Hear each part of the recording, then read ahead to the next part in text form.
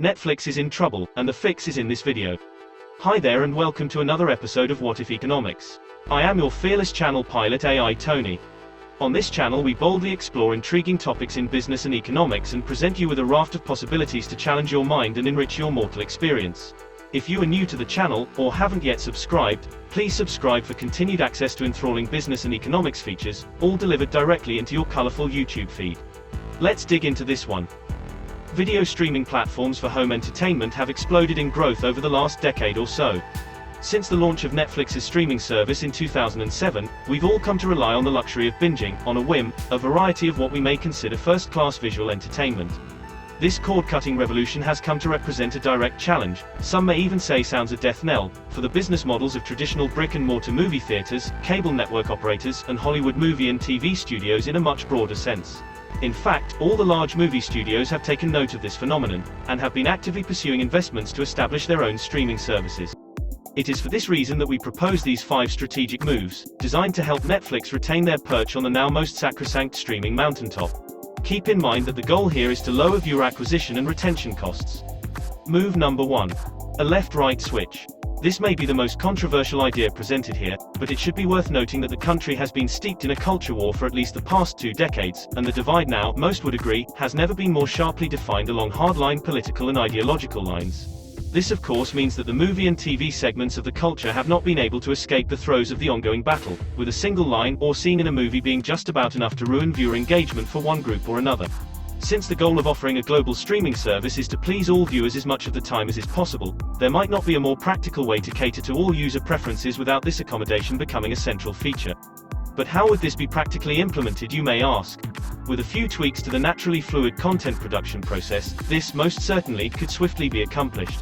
One way of approach right off the bat could involve shooting alternative scenes and episodes for series already running on the platform and simply swapping out the content based on the global content preference indicated by the viewer. Eventually this could evolve into the production of exclusive viewing content for either side of the aisle. Again, the goal here is to satisfy all perceivable preferences without taking a position one way or the other. Netflix may just be the company brave enough to summon the will to execute such a strategy. The benefits would flow from reduced viewer acquisition and customer retention costs, making it possible to sell more session views at substantially reduced prices. Move number 2. User-generated content. The main point of this move is to generate session views in a most cost-effective manner. This would entail allowing approved users on the platform to make full use of the vast catalog of proprietary Netflix content to produce new engaging content to be consumed by paying viewers of the service. This new feature would rapidly provide an avenue for more interactive content delivery from the portal of Netflix, which falls squarely in line with the craze-generating engine that is the prevailing social media culture, possibly the best benchmark against which to base your company's survival as a going concern.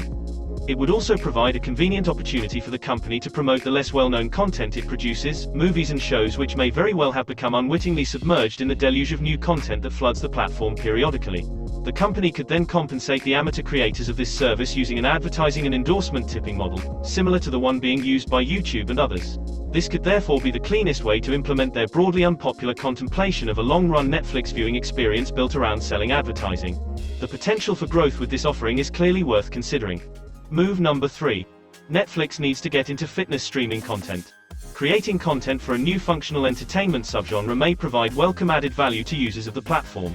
If the company can manage to produce highly gripping content that can both excite as well as motivate app users to create and chase their fitness objectives, then tremendous weight would be added to the firm's perennial undertaking of attaining rock-hard viability.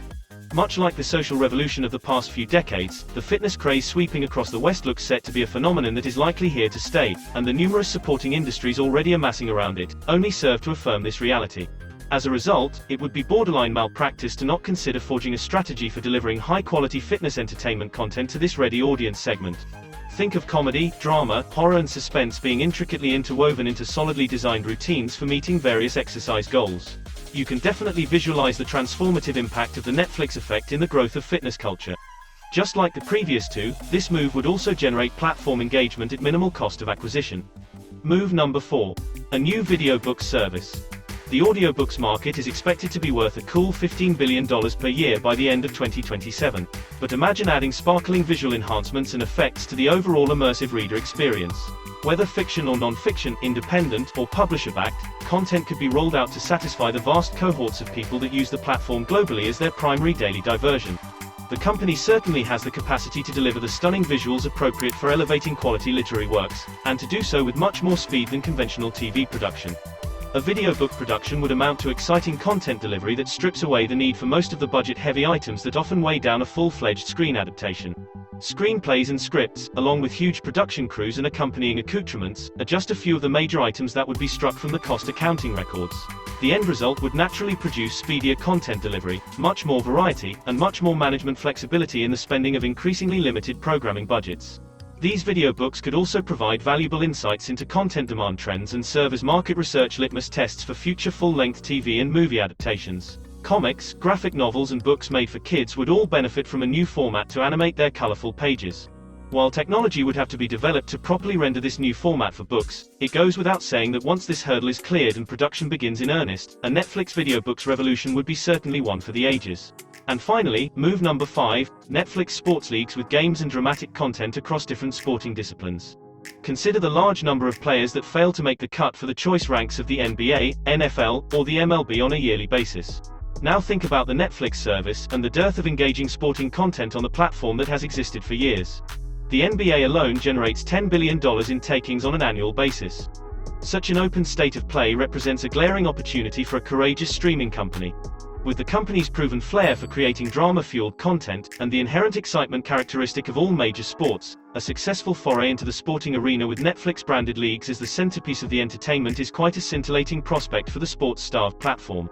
Mixed martial arts, Netflix-branded wrestling, along with other combat sports, all bundled with assists from the company's capable production machine, are sure to generate the traffic and intrigue needed to sustain the streaming platform.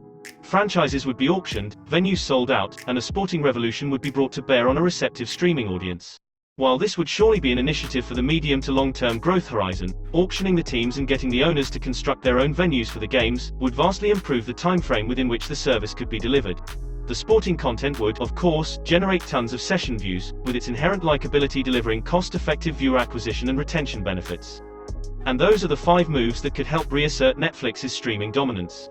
Selecting just a couple of these measures could completely stymie their losses in audience engagement.